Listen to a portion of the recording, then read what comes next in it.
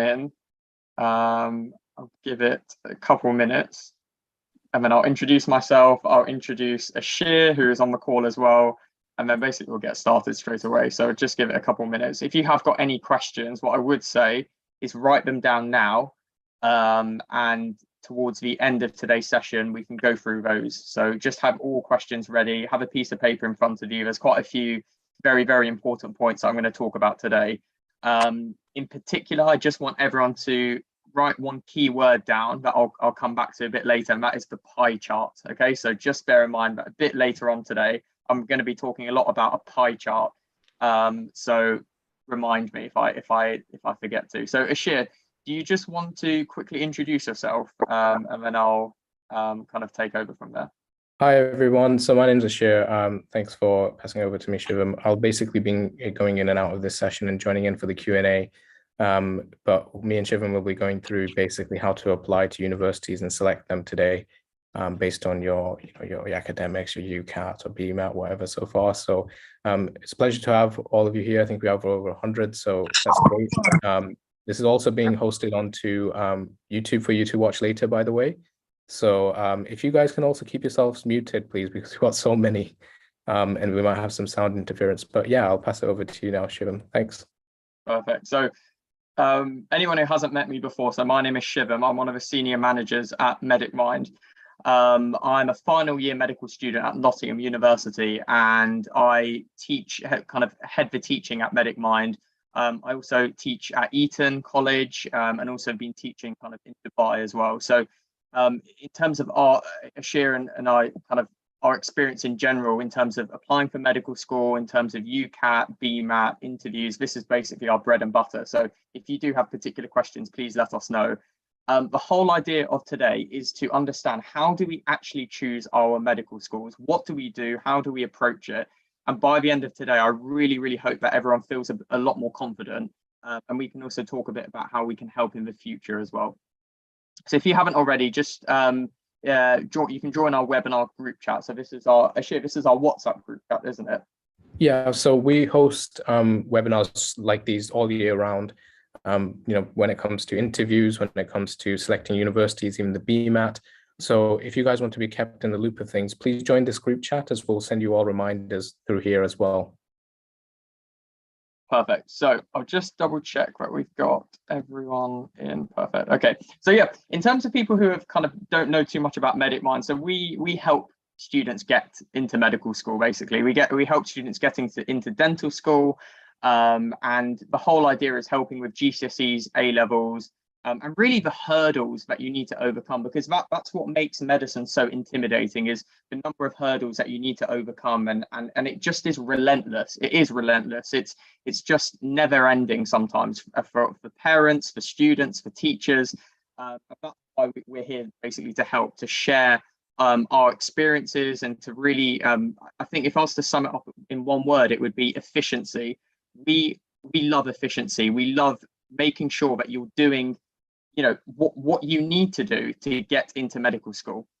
So in terms of just a bit about kind of wanting to study medicine, I mean, I could go on for about an hour or so in terms of just this, but I had a doctor the other day asking a bit about why medicine is so unique. And one of the things that I was telling them about is the fact that when you're a doctor, you're not just a doctor, you're basically a pharmacist as well. You're picking the medications, you're prescribing the medications. You're also a physio half the time as well, because you're dealing with musculoskeletal issues. You're dealing with how patients can walk around. Are they able to then be able to kind of get up and actually then be able to go home as well? You're also a bit of a salesman as well, because when you're on call to radiology, to basically ask them if we could get an X-ray for this patient, they're going to ask you, well, why your patient? Why should we kind of use our machines for the next half an hour for a CT scan, MRI scan? So you always have to be a bit of a salesman there. And I think finally, another big point of being a doctor is you're a counsellor. You're there to talk to people. So if you can't make them feel better with the medications, the examinations that you perform, actually just talking to them is what patients want. And I think the statistic nowadays is something like 70 to 80% of patients' views on doctors are actually based on whether they listen to them or not.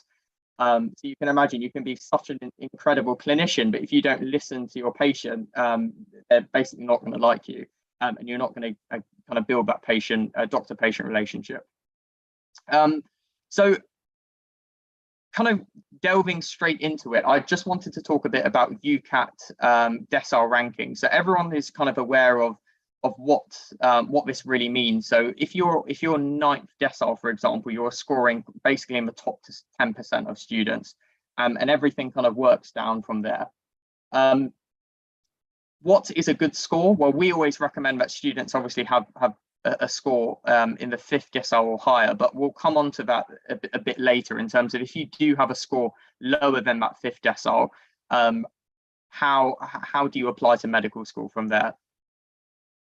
And another important part is the situational judgment. So before I delve into kind of the ins and outs of applying to medical school, I just wanted to clarify that if you have scored band 4 in your Ucat, you cannot apply to these medical schools that I've listed here on the screen. So that is Edge Hill all the way down to Anglia Ruskin there, because you'll just be thrown, your application will just be kind of thrown away in that sense. It will be an absolute waste of time. So just ensure that you do not have or if you do have a band 4, you're absolutely not applying to these medical schools because you're just wasting your time.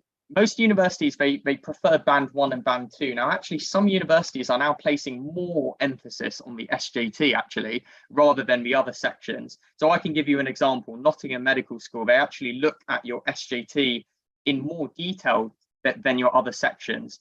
So they actually place more emphasis. They give you more points if you scored in band 1 and band 2. So even if you didn't do too well on the other sections with verbal reasoning, decision making, if you scored well on the SJT, actually you're doing very, very well in that sense.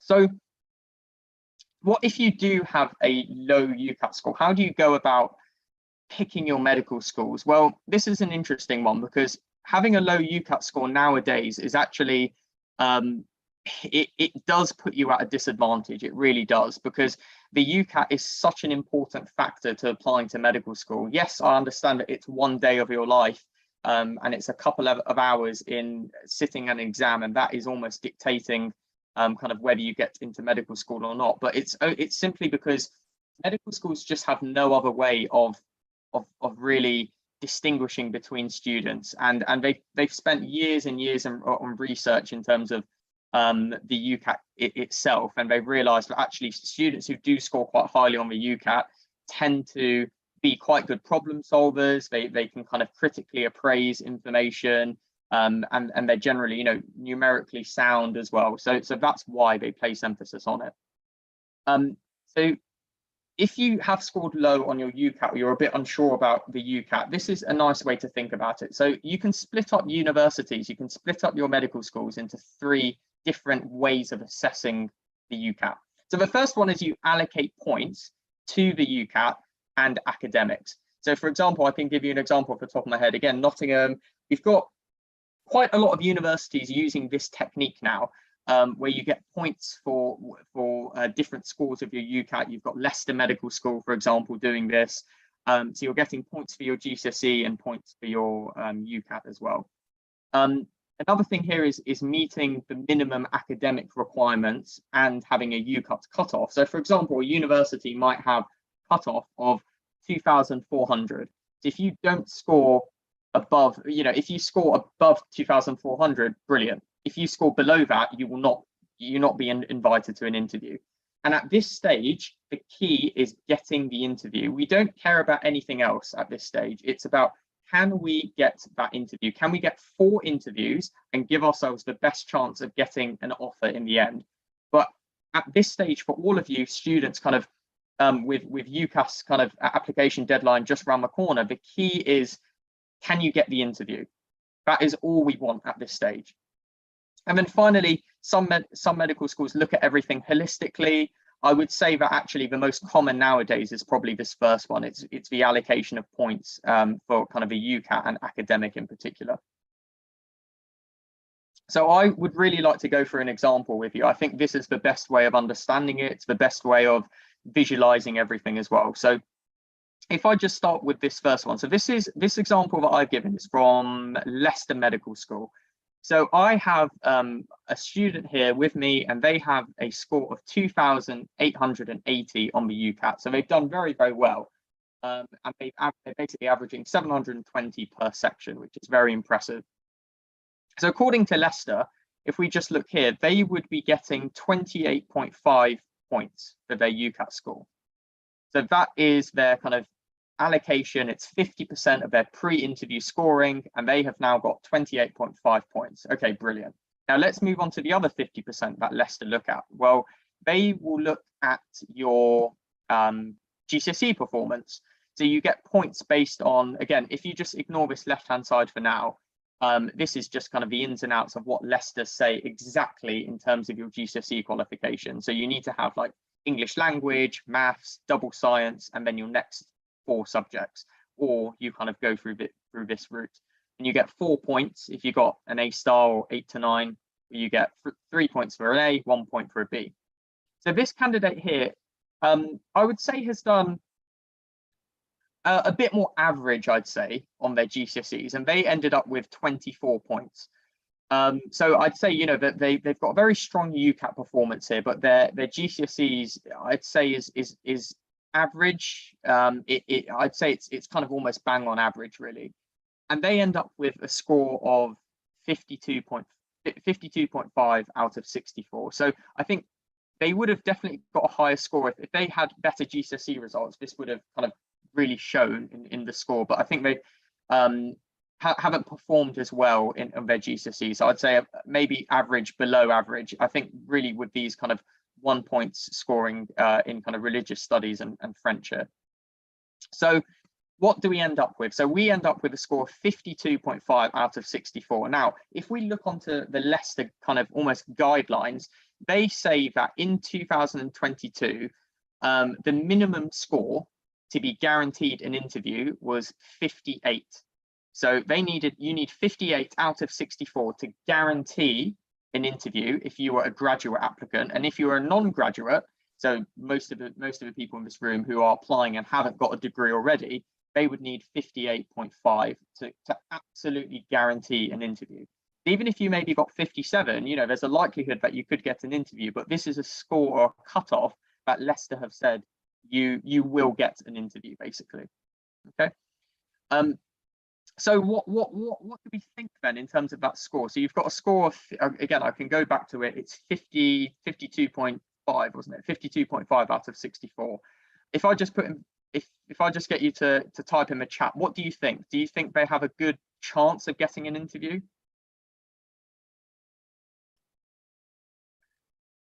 Yeah, I think yeah, the general consensus here is that it's an option that I'd say that I wouldn't go for personally. I wouldn't select Leicester as my medical school for in terms of the 4. If you were really clutching on straws and you really wanted to go to Leicester and you love the course and you love the location and you love everything about kind of the medical school itself, then I think it would maybe be an option kind of as an ambitious medical school maybe to apply to. But if this was kind of a consultation that you're having with me, for example, I'd say, you know what, actually, we've got lots of other medical schools that you can apply to. So if someone, again, can tell me in the chat, what is this student's strength? So I know you don't know too much about them, but what is a big strength of their application? Absolutely, their Ucat it's very impressive. It's a very good Ucat score.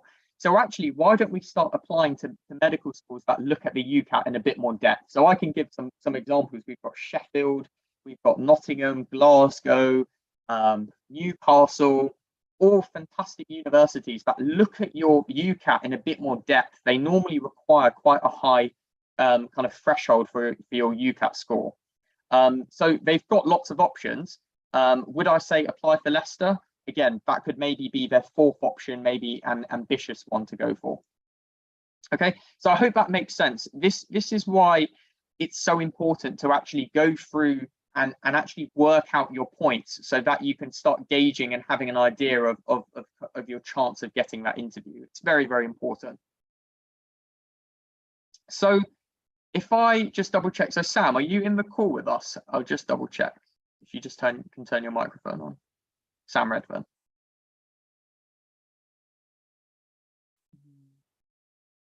Just double check. Hi, Oh, Sam. okay. You should be able to mute yourself now. Sorry, I turned that off for everyone earlier. That's all right. Yeah. Can you guys hear me?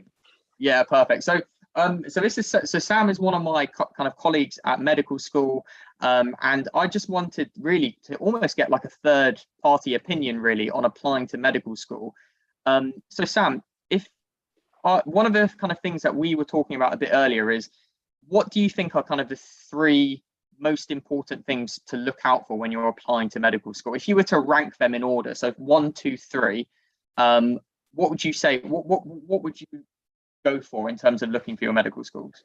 Yeah, well, first of all, thanks for having me on, Shiv, and it's great to see loads of people coming here and really being proactive, looking into how to get into med school. So that's really great to see, and Shiv's going to produce a really good presentation here. But to answer that question, really, so from how was it a few years ago now? I'm a final year med student at Nottingham, but from my point of view, from what I remember, I had, as you said, 3 kind of key areas that I looked at, and I think the first thing I looked at was location. So I'm originally from Surrey down south. And I thought, right, where location wise am I not really thinking about? And in my head, I wasn't thinking about going quite far away to Scotland. I wasn't thinking maybe too far north like Newcastle and things, and maybe very far down the southwest. So I'd already kind of taken a few options off there from location. And there's a lot of med schools out there. So you need some way to cut these down to kind of make it seem a bit less overwhelming, because I understand that it's a lot to take in, a lot to go through. So first of all, I kind of thought, right, I can take out a few of these: Newcastle, Scotland area, Lancaster, those ones that are really far away from me. And from there, I then looked, well, right, let's be sensible about this. There's no point going in willy-nilly kind of thinking that I can get in anywhere. What are my strengths? Where can I apply to that I'm going to get the best chance of getting an interview and really maximizing my chances of getting into med school? Because that was always the end goal. So looking at that, I thought, well, what are my strengths in my application? And as you said, Shiv, you've discussed the Ucat side of things, you've discussed your academics, and then you also, the one thing we'll go on to in a bit is the personal statement. And from my point of view, I'm happy to say that my Ucat was a really strong point, a bit like that example you just said. That was really a strong point of mine. And my GCSEs, as well as my predicted grades, were also a strong element of it. Whereas I thought my personal statement and maybe a bit of my experience was the side of my application I thought was less good. So I thought, well, my Ucat and academics are strong. Where can I look at that really placed my strengths? And in the end, I kind of chose a few of those options. And there was a few here and there I ummed and erred about. And basically I went for, what can I do to maximize my chances through the kind of strengths there. And I think the only other consideration really is you can get so caught up in the academic side of things, like I'm so desperate to get into medicine, but you go, well, what do I want out of my university experience? Let's not forget that side of things. Let's remember that we're going to be here for 5 years. We're not just kind of, we're so driven to get into med school, but think about the extracurricular side of things, the place that you're going to be in. So for me, I knew I wouldn't want to fully be in a city where maybe there wasn't kind of more like a campus uni. So at Nottingham, we have a great campus nearby. It's a great city, very student orientated, compared to maybe I was never really too interested in London, where it was quite busy and all within the city and things like that. So just bear in mind that you're spending 5 years at this place. You can't be, or 5, 6 years, or whatever it is, that you can't just go to somewhere and that you won't enjoy. So I think in order, I'd go for location, then my academics, and then maybe thinking about extra bits like where you're going to be and your experiences at uni. Yeah, no, thanks for that, Sam. And I think that what you've highlighted there is actually a really important point about every single medical school is GMC approved. The beauty of the UK is that we have medical schools that are basically almost identical to each other in terms of the absolute learning outcomes. Now, this is very, very different to medical schools, let's say if you're applying to Dubai, India, to different countries all over the world, because I would say to them, actually, I would definitely look at the rankings of medical schools. That might be quite important. But in the UK, the beauty is that you don't even have to look at the medical school rankings at all, because each one, even if it's apparently ranked last, will be probably in the top top 1%, 0.01% in the world, really. That they are all GMC approved.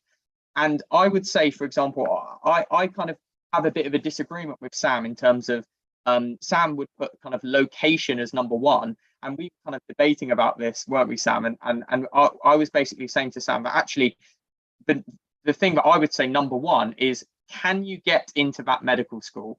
And if you can't get into that medical school with either your Ucat or your GCSEs, then actually that's the first thing that you can use to get rid of those medical schools, and then you can go on to location.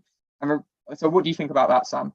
Yeah, no, I completely agree. I mean, it's easy to sit here and I can explain how I did the process and what I went through, but I think it's important to know that obviously it's great we pick up these tips from all these areas, but I think you know what your priorities are and things like that. And as you said, it's getting in. You want to get into med school. You want to be in this place doing the profession that you want to do, and getting in is fundamentally the one thing you need to do. And I completely understand that. I think you need to be stern about it. You need to realize that where you're weak in your application, and realize that maybe, look, I'd love to go to Bristol. This was my example. I thought, Bristol's a nice place. I'd quite like to go there, but they do weight the personal statement quite strongly. And actually, that was the weakest part. And I did take the decision not to apply there, as I thought this would be almost a waste of my application. So actually, as much as it was in my radar in terms of location, I did make the decision to go away from it and to apply somewhere else that would increase my chances overall. So I completely get where you're coming from. And as you said, we have been arguing this backwards and forwards. It's just being stern with yourself, being sensible, and not applying to places that you're kind of wishing on, and being realistic about your options. No, absolutely. And to kind of answer, I think it was Arshia's question about, does the ranking of your medical school affect the job prospects of international students as an international student? Not at all, not in any way. So I'd say, again, I can just write it in the chat. Kind of number one is, can I actually get into that medical school based on what we just talked about? Then I'd say number two is your location. What is the location offering? That's talking about the sports on offer. Is it a city? Is it a campus university? And then the third, then I would say, is maybe something about the style of teaching. Okay, so again, I'll write that in the chat. So number three, the style of teaching. Is it purely lectures? Is it a mixture now, which is what most medical schools are going for? It's this integrated is what they call it. It's an integrated style of teaching with small group teaching, with lectures, with clinical practice. So that's why I put number three as style of teaching. Before, maybe about 10 years ago, I'd say actually style of teaching might be my number two, or maybe even my number one. But nowadays, because all the medical schools have such a similar style of teaching, it's actually something that goes a bit lower. So that's kind of things to look out for now. Selecting medical schools is tricky, but actually you just go through the 3-step process. Can I get in? Do I like the location, or is the location suitable for me? So when I mean location, I'm talking about the location itself, the campus, the extracurricular activities, what else they can offer at that place. And then third is maybe going into a bit more depth about the structure of the course. Do they offer a bachelor's degree? Do they offer an integrated degree where you can do an intercalation, for example? That for a lot of people was very, very important. So for example, for Sam and myself, we were very interested in coming to Nottingham because we had an opportunity to get a Bachelor of Medical Science degree within the 5 years of studying here. So it meant that, yes, we don't get as much holidays, but actually we get an extra degree, and we get that kind of extra graduation. So this is another way of kind of thinking about it here, is kind of checking your minimum academic requirements, check your previous year statistics. I think someone said that, oh, is the cutoff for Leicester this year going to be 58? Well, we know what last year is. Is it going to be the same this year? No, but it's going to be very, very similar, because the number of people applying to medical school kind of slowly rises each year, but it's almost similar to the year before.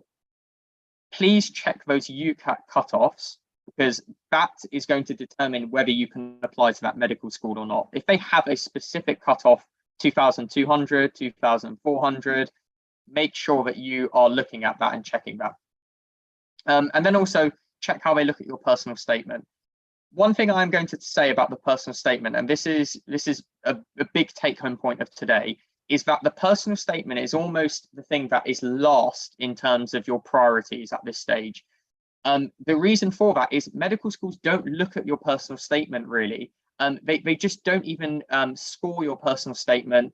If you're applying for Oxford and Cambridge, then potentially that you might get asked some questions about your personal statement. But it's almost a bit redundant now. So for example, Bristol was a medical school that so many people used to apply to because they look at your personal statement in a lot of detail and they rank you based on your personal statement.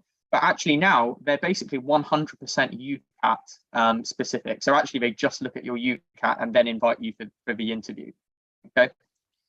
So personal statement is actually, this is brilliant for all of you, because actually those who are so concerned about the personal statement, so concerned that you haven't got enough experience, haven't got enough work experience, it's absolutely fine. The key take-home point about the personal statement is please talk about reflection. Have you reflected on your experiences? If you have won an award, fantastic, talk about it, but reflect. What have you learned? What have you gained from this experience? And then the final thing that I'll mention about the personal statement is medical schools like to see that you have that you are invested in something. So for example, if you have volunteered, rather than volunteering for a couple of days here and there, if you have volunteered for 2 years or 3 years at a particular charity, then talk about that in a lot of depth, because that shows commitment, and medical schools are looking for committed students. So again, I promised you all that I'd talk about pie charts, and this is what I want every single student here today, by the end of today, to basically draw themselves. It's so easy, you know, I just made this very, very quickly, but normally I would draw this on paper. Now I have got student A over here, and what do I mean about this pie chart? So what I mean about this pie chart is it's the pie chart of strengths is what I call it. So it's your strength pie chart. And it's all about what proportion of your strengths are based on your personal statement, your GCSE, your Ucat, and your A-level predicted grades. Now, I have student A over here who has a very, very strong personal statement. They have done quite a lot of volunteering. They have reflected very well in their personal statement, and it's a very big strength of theirs. And you can see here, another big strength is their A-level predicted grades. So potentially, I think this student has 2 A stars and an A as their predicted grades, maybe even 3 A stars. And that's a huge part of their kind of application in that sense. But unfortunately for them, their Ucat is not really a big strength. But at the same time, their GCSEs is also not a big strength. So actually, we have candidate A here, who actually is in a bit of a stickier situation. What would I recommend to this student? Well, I would say to them, you need to apply to those universities that don't look at your Ucat in as much depth. So that might be universities like Cardiff, we have Exeter, we have Dundee as well. And they do need to be a bit careful. One of the things that I would recommend to the student is potentially applying to medicine via the foundation year program. Some medical schools call this gateway to medicine. So this is an opportunity for them to have an extra year before starting the actual medical degree. And actually the requirements are sometimes a bit lower. But because of their low Ucat kind of strengths and their low GCSE strengths, they do need to be tactical here. They might even wait and they might apply this year, get their fantastic A-level results, and actually then take a gap year and reapply next year. Okay, so you can see that candidate A has a very interesting kind of strength pie chart here. What about candidate B? Well, they also are pretty kind of, they've done very well in their Ucat, you know, so maybe they've got about 720, maybe even more potentially on each section. Their GCSEs seem very kind of reasonable in that sense, lots of 7s, lots of 8s and 9s here. But their A-level predicted grades aren't as good. So actually, maybe their A-level predicted grades is AAB, maybe even ABB. Now, what does the student do here? Well, they can definitely look at applying to these heavy Ucat universities, but they need to be very careful about these A-level predicted grades, because if they are applying with something like ABB, then the likelihood of them getting an offer is very low.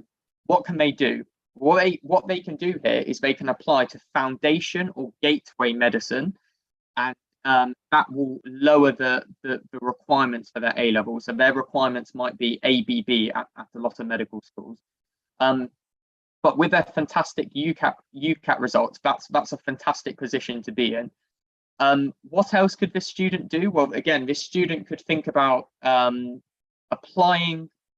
Well, it's really just depending on their A levels. If they then get to their A levels and they realise that actually they've done very, very well, then again they can think about reapplying next year, and they could go and do like a biochemistry degree, biomedical science degree, and then transfer after that. So two quite interesting situations here, and I want everyone to have a go at this at some point today. You can even do it right now, or you can do it a bit later on, but create your pie chart, and that pie chart is going to help you pick and choose those medical schools, and really just choose it based on your strengths. It's really, really useful, and I get all my students to do this. Okay, so all you have to do is just draw a circle on a piece of paper, and you can just create this pie chart based on what you think. If you've scored very, very well in your Ucat in the top 10%, then actually you know roughly your pie chart is going to be quite Ucat heavy in that sense. Okay. So in terms of gateway to medicine, so gateway to medicine, and another thing is foundation medicine. So foundation medicine is for students who have potentially done very well in their Ucat, potentially very well in their GCSEs, but their A-level predicted grades aren't very strong. That's an opportunity for them to apply to foundation medicine. Okay. So I hope that's kind of clear so far. I do really understand that this is such a tricky situation for everyone. And I think this is kind of where we can help you. You know, if you are still very confused, if you still feel like you are struggling, this is kind of where we can kind of help you. And if there's anything in particular that you think that we can kind of offer for students. So it's great to see we've been having lots of questions since the start of the the webinar, but there's just so many individual circumstances, such as we've just got the gateway to medicine question, and that's relevant for some students who, for example, are from a widening participation background, or some universities have their own criteria for certain students, maybe give a reduced offer, or perhaps for example need a lower Ucat score. So because there's so many of you and there's always going to be so many factors affecting your application, what we tend to advise is perhaps sitting one-on-one with one of our experts, and they can sort of give you very individual advice depending on your GCSEs, or for example, if you're a graduate or an international student. Somebody asked if CBSE, which is a qualification from India, is it recognized, for some universities. That's the sort of thing that we can help on an individual level. So, again, we'll get so many questions like these, and we'll try to answer as many towards the end of this session. But if you guys are looking for an opportunity to sit with one of our tutors and get that help, we do actually have a service for that. So Shiv, do you want to go to the next slide actually? And we've kind of given a discount for this as well until the 10th of October. So if you guys want, you can scan that code. It is a worthwhile investment, and it does give you quite a bit of expert advice. And I think Daisy just asked which dentistry can you apply to with low Ucat but high everything else. Again, generally for dentistry, you need lower Ucat scores. And there are one of them would be Plymouth off the top of my head, but that changes every year. So we use up-to-date information that we gather from the universities. And again, this is all advisory, so it's something designed to help you a bit to kind of select your universities. There's a discount code there, Uni20. So if you want to use that, that'd be great. But yeah, Shiv, I'll hand it back to you, and we can continue with the webinar. Yeah, I just think that I just do understand that this is such a difficult situation to be in. So in terms of kind of choosing those medical schools when you've got so many to choose from. So the whole point of that is you can kind of basically sit down with someone like Ashir, someone like myself, and actually we can go through this kind of step by step and actually work out what is best for you. If that's something that you're interested in, again, there's a link that will show at the end. But that is the discount code if you're interested at all. And any other particular questions we can kind of answer at the end as well. Another big question, again, I can kind of see at the beginning there was a few questions about the Bmap. So again, with the Bmap, you are scored quite similarly in that sense. So you're scored based on your academics and your Bmap. Now, if we're speaking about Oxbridge, UCL, Imperial, we always recommend that the higher your score, the more chance you'll have at getting an interview. I know that sounds kind of very simple, but what we're trying to say here is you need to look at the scoring system. So for example, I have an example right here. So a scoring system like Brighton and Sussex, they use the Bmap, but they have a very specific way of scoring your Bmap, and you'll get certain marks on certain sections. So when you, again, this is the disadvantage of taking the Bmap, is you don't get your results straight away. And that's why we recommend applying to medical schools that are heavy on Ucat in particular. The majority of medical schools look at the Ucat rather than the Bmap. So we always recommend applying for 3 Ucat universities and potentially 1 Bmap. It's slightly riskier going for the 2-2, so 2 Ucat, 2 Bmap. But again, it's very, very, very specific to yourself. For example, lots of students, they get their Ucat results and they've scored very, very well, and they realize, actually, I'm not going to waste my time and take the Bmap because the universities that I'm looking for are the Ucat universities. Okay. And again, scoring is very, very important here. So definitely look at that when it comes round to it, and when you get your score. But one of the disadvantages of the Bmap is you don't get your results straight away. So that's why we recommend applying to 3 Ucat universities, potentially even 4, depending on how well you score. So which universities score the personal statement? Well, the answer to that is actually nowadays, absolutely no one really. So no one is actually giving you points on your personal statement. It isn't required really in terms of the scoring. So it's the Ucat and the GCSEs that they look at nowadays. So again, that's an advantage for everyone, because you shouldn't really be stressing on that personal statement as much as you used to kind of 5-10 years ago. If they do use your personal statement, they'll basically be screening for mitigating circumstances. They might use that personal statement for interviews. So for example, at Oxbridge, and they might look at that personal statement in a holistic way. So for example, if the student has the identical Ucat score, identical GCSE results, then they would look at the personal statement and then kind of then decide. But again, the likelihood of that is quite slim based on kind of the number of students that they're inviting. Again, another question that has come up again and again and again: should I take a gap year? Well, you don't get disadvantaged through taking a gap year. Again, 5, 10, 15 years ago, taking a gap year was seen as, you know, something almost absurd. But actually, because of things like COVID, it's extremely acceptable to take that gap year, build your resume, build that experience, and also you've got the advantage of applying with your A levels as well. So again, these are some very common myths. You know, I will be disadvantaged if I take a gap year. Universities will always ask me about my gap year. And, you know, another thing is I'll be seen as a low performer. So it's something to bear in mind. You know, taking a gap year nowadays is actually quite advantageous for a lot of students. So if you feel like you don't, again, if you haven't scored very well in the Ucat is a once a year sitting. You don't have the opportunity to retake the Ucat unless you apply the following year. Another option is graduate entry. Medical schools are becoming very, very populous now with graduates. We've got the 3 biggest, which are Warwick, I believe Swansea and Nottingham as well. They have about kind of 70 to 90 graduates that come each year. Graduates meaning they have got a degree, normally in the sciences, but doesn't always have to be. So that's also another option. Again, that sometimes you need to take different entrance exams, GAMSAT, for example. So in terms of the resources, out of all of these, I think Ashir is going to put them all in the chat as well, is this medical school comparison tool should be your bread and butter. Please use this. We've spent hours and hours consolidating this medical school comparison tool. I met a student a few months ago, actually, and I showed them this, and they actually started crying, and I was a bit shocked. I was a bit confused as well, and then I realized that actually they had spent about a month consolidating a big Excel spreadsheet with all the medical schools and their requirements and their advantages, disadvantages, and actually all this information was kind of there on the internet, and we had done that. So please don't kind of make that mistake. You know, we have done this for you. So please use it.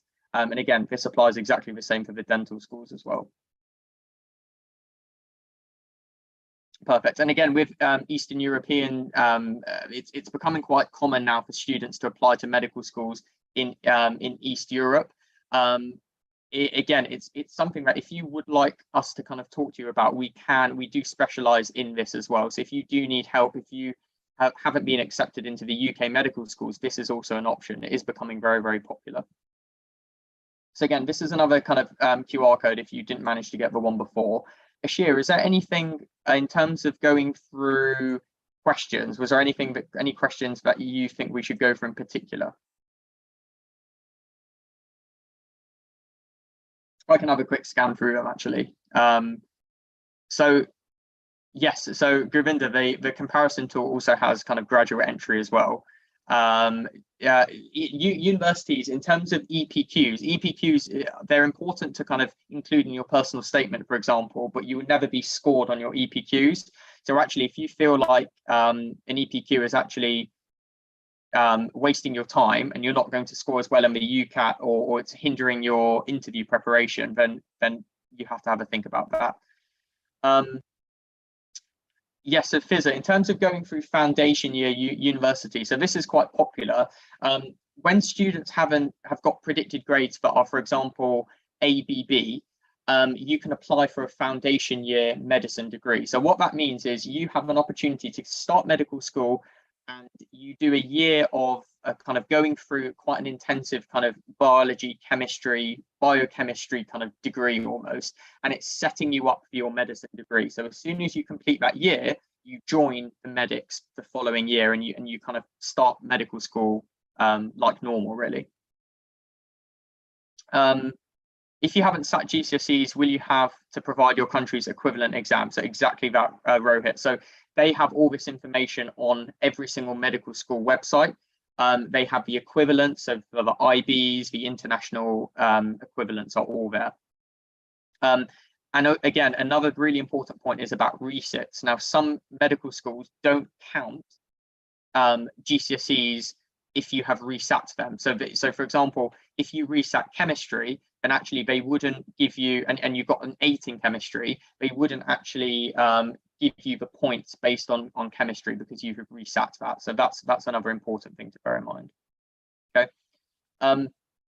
So again, some students are kind of can't obviously go through everyone's specifics, but if you have scored band 1 in SJT and your Ucat score is about 2,700 or above, you are in a position to apply to every Ucat medical school, really. And you're in a position of really, you now have to start thinking about location. You need to start thinking about the style of course, and really you can kind of take it from there. Perfect. I think if there are any other kind of particular questions, so in terms of, so a lot of people are asking about kind of a low Ucat universities. I'd say the kind of 3 main ones to look at are Cardiff, Exeter, and Dundee from experience. Again, if you look at our MedicMind website, we have all this information there, but those are the 3 that I would say. And again, so someone else has asked about American university scores. So how do American universities score the UK A-level students? So they have a very, very different system in America. And they will, again, that's sometimes you even need to email them and actually talk about the equivalents for A-levels, because it can get a bit confusing. Remember, in America, you have to do a degree first before you can go into medicine. And that's why you can't just go to America and study medicine. That's not how it works. You need to have a degree under your belt before you do that. So again, some people have asked, if your Ucat is quite weak and you're a graduate, then the best thing is to definitely go for those GAMSAT universities, and that is a fantastic opportunity for you to prepare for those, but for a different entrance exam. So for example, Nottingham is a GAMSAT university. Okay. Again, I'll just double check in terms of kind of all the specifics of universities. What I'd say is we have that comparison tool, use that. And if there are any specifics, every single medical school has to give you information about how they assess your application. So it's all on their website. So if you've got any problems with that, then definitely kind of either call them, email them as well. Okay. Perfect. That timing wise, we've done very, very well here. Shiv, was there anything else in particular that you wanted to go through? Otherwise, I think we'll call it a day. If there are very, very specifics, then what I would say is definitely go onto our website. If you want to call us as well, then you can speak to us and we can kind of organize a consultation. And again, scan this QR code as well if you're interested in having that. In terms of Ucat scores, now, what is a low Ucat score? So the average Ucat score each year does change quite dramatically sometimes, but on average, you're looking at something like 640 to 650 per section. That's an average. But if you have good GCSE results, then actually based on the point system, so we had a look at Leicester, let's say you didn't do as well on your Ucat, well, actually you can make up for that with your GCSE results. Okay, perfect. So,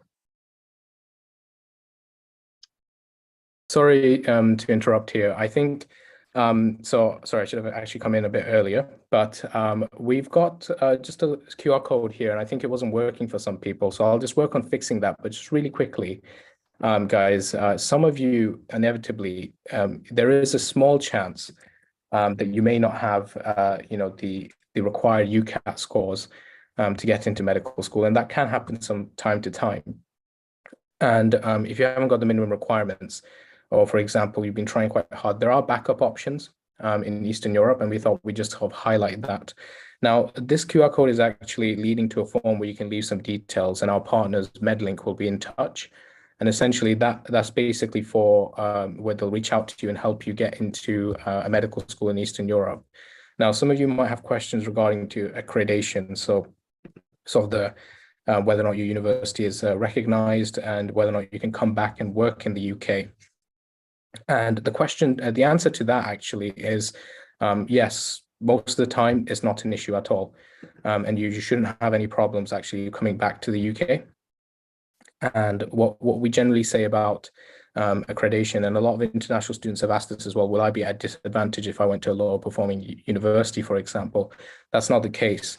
In 2025, so this applies to all of you who are applying right now, you will do something called the UK MLA, which is the United Kingdom Medical Licensing Assessment. That is what's going to form a large basis of where you end up working for your foundation years.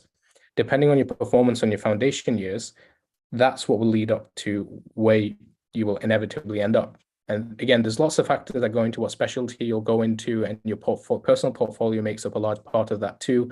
I think Shivam's actually applying for foundation year training this year as well. So you can talk a little bit more about to you guys, just briefly, what's involved in that.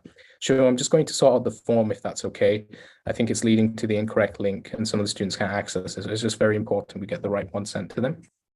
Yeah, absolutely. So in terms of, again, this is something that's really important for all of you to think about. And one of the kind of most important factors to where you go once you graduate from medical school is based on something called the SJT, the Situational Judgment Test. And it's basically very, very similar to the SJT that you take in the Ucat exam. And the reason why medical schools absolutely just love the SJT part of the Ucat is because when you graduate, the SJT results that you get in 5th year plays the biggest role in terms of what jobs you get in the UK. So that's why the SJT is becoming so popular. In terms of gap years and Ucat, so you can take the Ucat once a year. So if you take a gap year, then absolutely you can retake that Ucat exam and then apply to medical school again. And in terms of competition, now, this is something that I don't really like this word. The word is competition ratio. So lots of the time we like to use that word competition ratio. Now, all that means is that let's say 2,000 people apply to a medical school and there are 200 places, then apparently the competition ratio is 10 to 1. Well, actually, that's kind of technically correct, but also technically untrue, because medical schools, well, for example, you could get 4 medical school offers, but that means you have to reject 3 and take 1. So just bear that in mind. You know, sometimes competition ratios look really, really high, really intimidating, really scary, but actually most of the time medical schools spend a lot of their time actually getting replies from students saying that they're not going to accept their results, basically their place at that medical school. So please don't worry about that.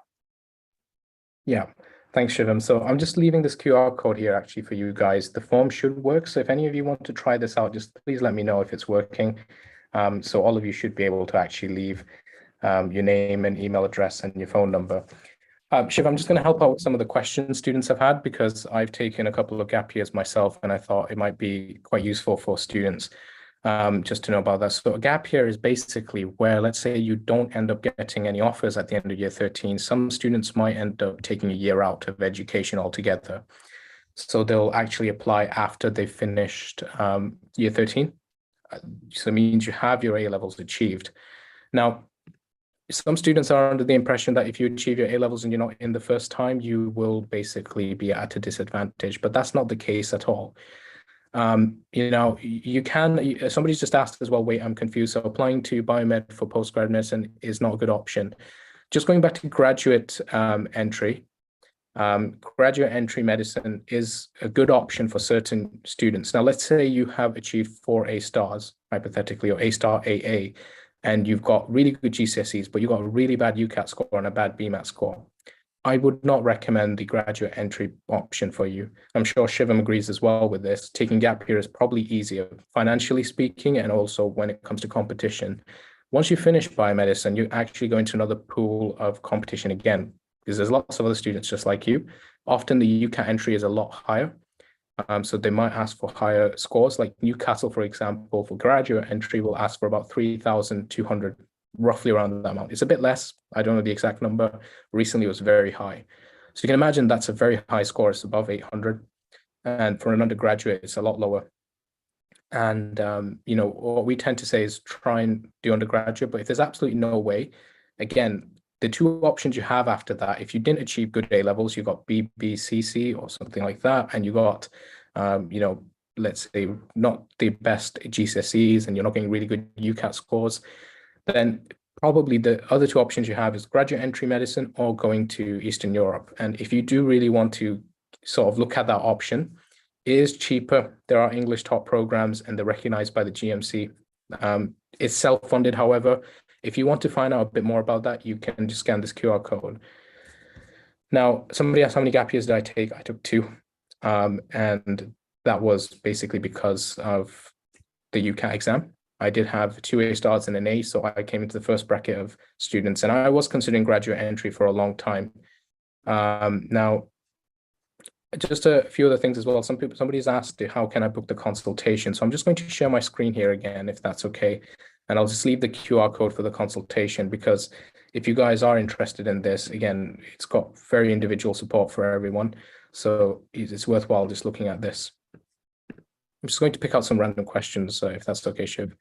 Yeah, I think that was one that is quite popular, is something about, is it possible to be rejected before the interview process, even if you meet the minimum requirements for the universities? I mean, that's like the golden question, isn't it, really? Yeah. You know, you've done everything that you need to, you've got the GCSEs, got this, got that, and then you don't get the interview. Now, Rabia, that is very, very, very unlikely to happen. If you meet the minimum requirements, the likelihood of you getting an interview is very, very high. Most universities like interviewing their students so that they can actually see you in person and then make that assessment after. So I wouldn't worry about that at all, Rabia. I'd say that, you know, there's always a likelihood that you get rejected before the interview, but if you meet those minimum requirements, then you shouldn't at all.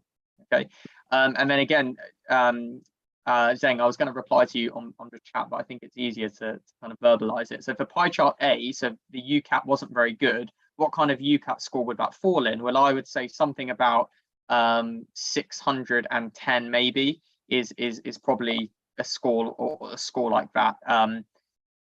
It's basically anything that is below average, really. So something about 610, 620, maybe even 630 as well is kind of getting into borderline.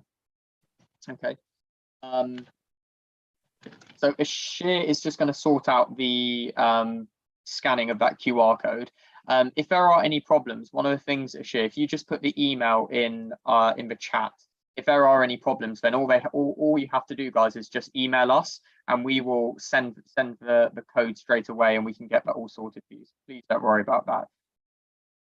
So I think this code should be working. I'm just going to leave this on for anybody who wants to get the university consultation, and then about a couple of minutes later, I'll share the Eastern European one. The gateway to medicine criteria. So Ava, unfortunately, there is so many universities out there that have their own gateway to medicine program. Now, they all have individual criteria. Generally speaking, you have to be from a certain background. So there's a catchment area for most universities. I'll use Sheffield as an example. Within 30 miles, if you've lived there and you've gone to school, which is below a certain performing standard, or if, for example, you're from a widening participation background, they will give you one of two things, either a lower Ucat cutoff or a lower A-level requirement. So it's like contextualized data, and you don't need to have necessarily A's or A stars in biology and chemistry. The first year of university is then spent doing basic biochemistry and biomedicine, and it's to catch you up to the other students who would have done A-level biology and chemistry. So that's the basis of the foundation year. It's only available for domestic UK students. So if you're an international student, you wouldn't be able to apply.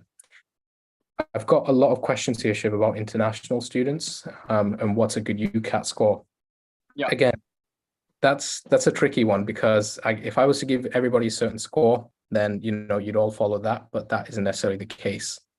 For an international student, you are looking at a high Ucat score, generally speaking, because you are competing for a few spaces against a lot of students, and you have to stand out quite a bit. I would say if you get anything less than 2,600 on a general basis, it does make it very difficult for you. But for an international student, there are 3 private medical schools in the UK which do not require the Ucat. That's University of Buckingham, University of Central Lancashire, and Brunel University. There are 2 newer universities. I think there's Worcester and Chester as well. Correct me if I'm wrong, Chivan, but they've just opened, and they are taking international students only. So you might have a bit more luck there. Now, in terms of also, in terms of the when the Ucat results come out, so I think the last day of the Ucat sitting, I think is the 29th actually, so sometime very, very soon. They will then publish the official Ucat results maybe a week after or something like that. We don't know the exact dates just yet. So that's in terms of the general statistics, but the statistics are very, very close to the preliminary statistics that came out. So usually they don't change significantly. If anything, actually, everything kind of goes down a bit, because the people that sit, for example, this week are sometimes doing last minute scrambling of revision and might not have prepared as well. So Ashir, can you also just clarify, people who have kind of leftover hours, can they use it for the consultations? Absolutely, yeah. So in order to use it for the consultation, if you please go onto the booking.studymind.co.uk website, there's a little page on the left-hand side that says Find My Tutor. So if you can please fill in that form and just specify in there that you would like a university consultation, then we'll organize a tutor for you within 24 to 48 hours. Again, this is a form for MedLink. I would highly recommend, if you're from a background where you're in graduate entry medicine and you've got slightly lower Ucat scores, or for example, you haven't achieved the A levels that you require, or you simply want a backup option, please do speak to our partners at MedLink. They're an absolutely amazing company, and they do have very low setup costs. It's often cheaper to go there than the UK. Of course, you wouldn't get student finance, but it's just a good backup option if you wanted to get into medicine and have a reliable way of coming back to the UK. Now, I think if you have paid for the consultation, yes, so we take your phone number and email address down. Somebody will be in contact with you, Mia. If you have remaining hours, like I said, please go to the booking site and just request a tutor. In terms of foundation year, I may be wrong with Sheffield. I believe they have a foundation year, but I'm not 100% sure. That's something I have to do check up. But there are multiple universities out there with foundation year entry and also widening participation sort of entry as well. So for example, Leeds has a access to Leeds program, which is for students who are within the catchment area and don't have the best GCSEs, but do want to get in. There's lots of criteria for these, and the best thing to do is just search them out. Unfortunately, this is only an hour event, so we don't have enough time to get through everything. But if you do need that individual help, please do book the consultation call.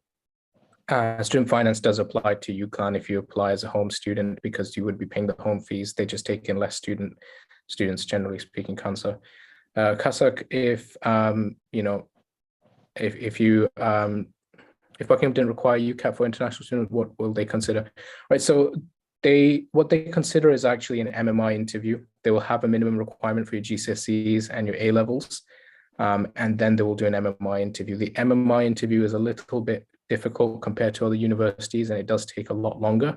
So just bear that in mind. And the tuition fees are, even if you're a domestic student, very expensive.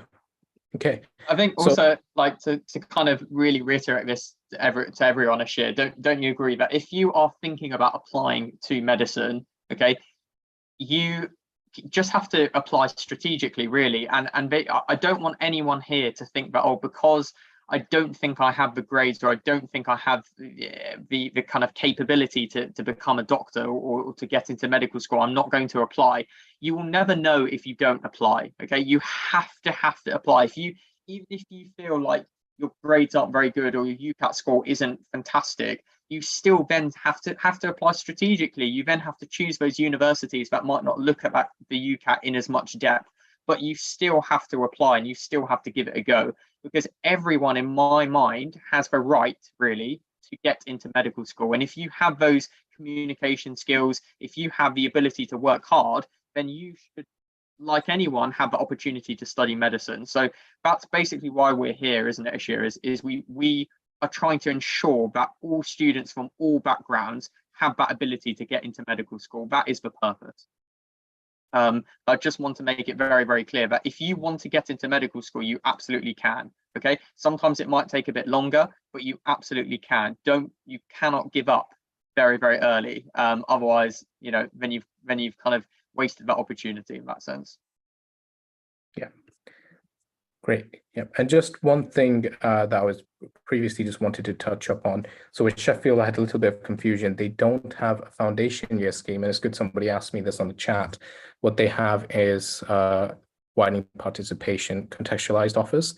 There are certain degrees that you can do there, however, that I believe will let you bypass into the first year of medicine, but that's something you can contact Sheffield.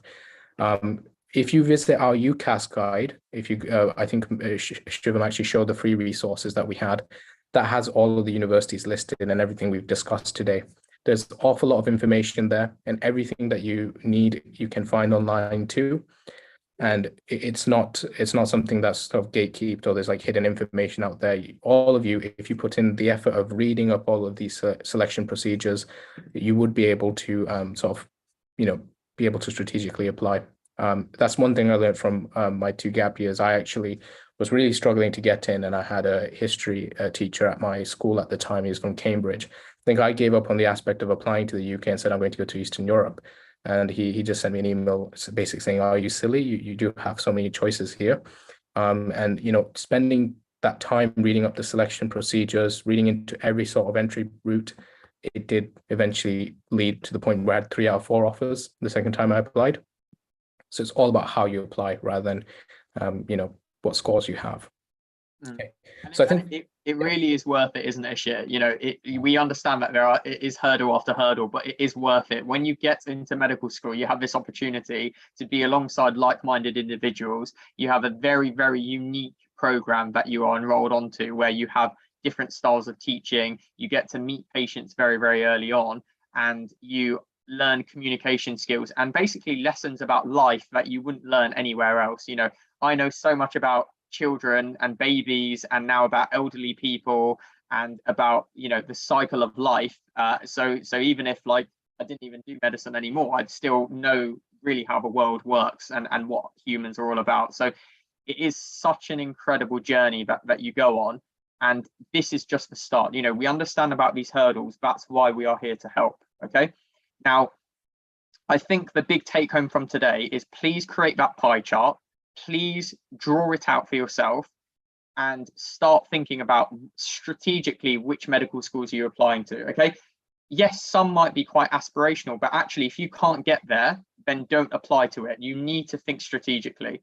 And like Ashir mentioned before, if you are struggling a lot and you do need some help with this, we are here to help you. Okay, that code is there, and I think it's till the 9th, isn't it, or 10th of October, isn't it, Ashir, that you can use it. Yeah, plenty of time, guys. So what I'll do is I'll email every one of you guys with the link and the code as well. So with booking all of this, it only takes 24 to 48 hours to get a counselor to you, and then we'll be able to help you out straight away. And like Shivam said, it's been a great pleasure, helping all of you guys today. And this is just a basic overlook of what to do. Hopefully this has given you a bit of an initiative to go back and now look on Google, look on different resources, to search up previous historical trends of admissions, what they're looking for, and also to just kind of look at all the backup options, because there is a lot of misinformation out there. And the best way to get all this information is directly from universities too. And of course, if you need our help, please do let us know. Yeah, I would really highly recommend not kind of asking for help from friends and from kind of people that think they know about this whole application process, because then you can get a bit misinformed, and that's the worst thing to happen. You need, if you want specialist help, it's very important that you speak to the correct people, and that's why it's so important. It has honestly been a pleasure. Thank you so much, Ashir, for everything today. I hope that today was useful. I promise that if you work hard, and if you like I said before, strategy is the key. If you apply to medical school strategically and you think about the locations, you think about what will work for you, then you can do it. I promise you that. Please let us know if you've got any other questions. Just drop us an email. The recordings will be sent out as well, and it will also be on YouTube as well. Have a lovely rest of the evening. It is honestly a pleasure.